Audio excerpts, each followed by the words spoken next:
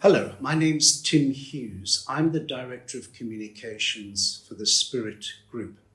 Today, I want to talk very briefly about the reasons one feels more optimistic about South Africa than any time in recent history. Indeed, there are some very green shoots that should make us more optimistic about the outcome for 2024 and beyond. Firstly, the Government of National Unity is clearly holding together, it's cohering.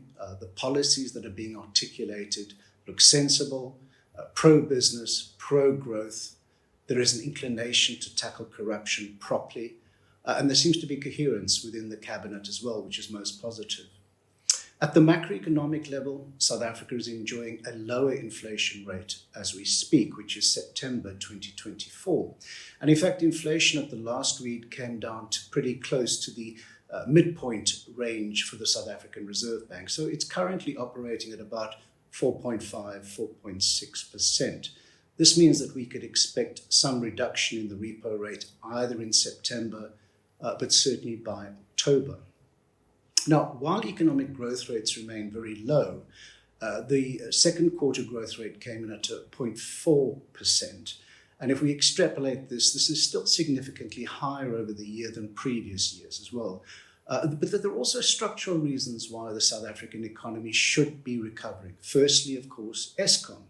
We're now at about 200 days without any power cuts, and the prospects are looking pretty good for summer that we may get beyond through the summer without a power cut. And that can add possibly about 0.5% to GDP. In terms of logistics, things are being tackled at the ports.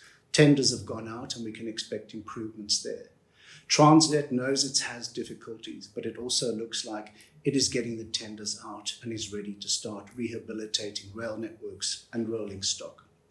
We've also just concluded a very good meeting between South Africa and the Forum for China-Africa Cooperation, FOCAC, in Beijing, in which relationships with China were strengthened.